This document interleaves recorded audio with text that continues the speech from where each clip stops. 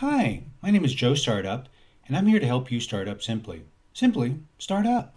Let's talk about the make process.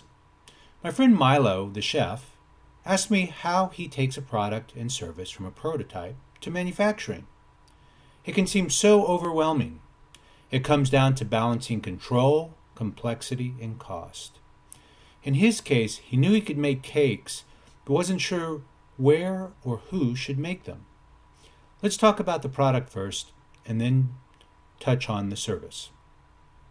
Let's break down the product making process into manageable stages.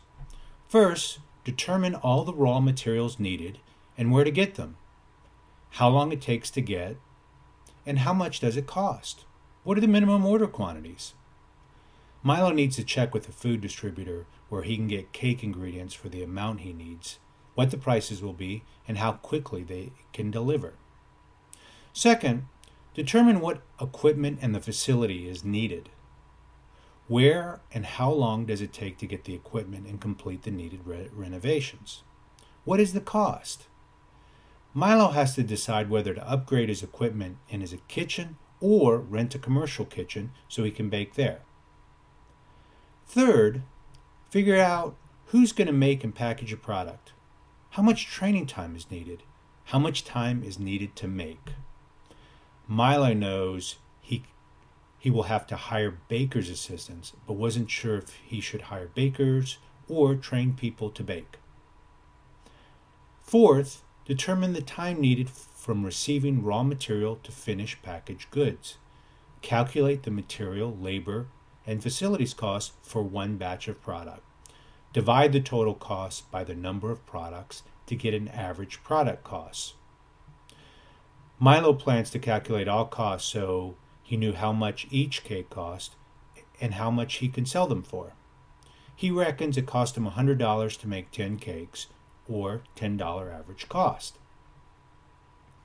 Fifth, is in-house manufacturing essential to your business or should it be outsourced?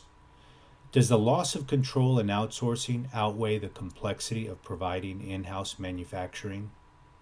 Outsourcing manufacturing can be easier, but you do lose some control when you don't make the product. Who else can make the product? Is it cheaper, faster than if you were to make the product? What is the cost, making time, and minimum order quantity? Does it make sense to start making in-house and then outsource when you get bigger? After calculating his costs, Milo plans to talk to a large commercial bakery in the next town about them doing the baking for him. Once he tastes some samples and gets their costs, he can make a final decision on where to make his cakes. This process will help you understand what the whole making process entails as well as the costs. Your making decisions will be determined by balancing costs, minimum order quantities, control, and complexity. Now let's discuss production of a service. Breaking down the service is not much different than a product. We can use Milo to talk about breaking down the service process. In addition to cakes, Milo will help arrange parties to commercial customers for corporate events and birthday parties. First, in service providing, there are typically no raw materials. Second, determine what equipment and facility is needed. How long does it take to get the equipment and complete the needed renovations? What is the cost? Milo needs to find vendors to rent tables, chairs, and tents, as well as food, beverage, and flowers. Also, he needs to know what venues to rent. Pricing and timing is important. Third, figure out who's going to perform the service. What training and how much training time is needed. How much time is needed to provide the service. Milo needs to find waiters and how much they'll cost. Fourth, determine the expected time needed from starting the project to service completion. Calculate the material, labor, and facilities costs for the project. Divide the total labor costs by the number of hours to get the average labor costs. Milo needs to make sure the numbers work for him and his customer.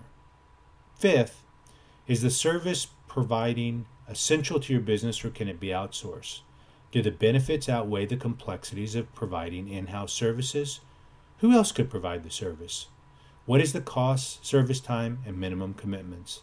Does it make sense to provide service in-house and then outsource when you get bigger? Milo may outsource the food and beverage, except cakes, to a restaurant, which will make the project easier for him, but will cost more. Here we are in the Joe Startup's Essential Documents Google spreadsheet under the Create Make tab.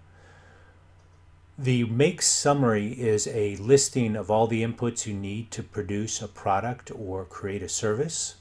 In the Product Input section, we have raw materials and packaging list, the name of the item, the cost, the minimum order quantities, namely what's the minimum amount you can purchase from a vendor, and the lead time, which is the amount of time it takes for you to get the product once you've ordered it, as well as who the vendor is. Below the raw materials and packaging list, we have an equipment list, as well as a facilities cost and labor cost.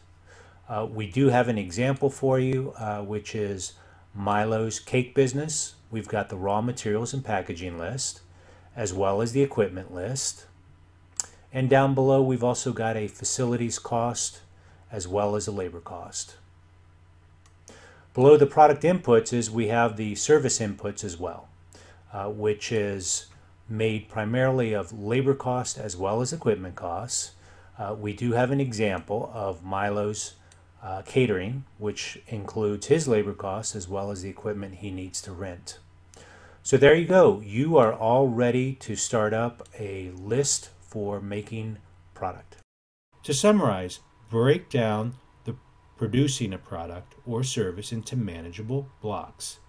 This process will help you plan and make trade-offs of control, complexity, and cost. Today we talked about the make process. My name is Joe Startup, and I'm here to help you start up simply. Simply start up.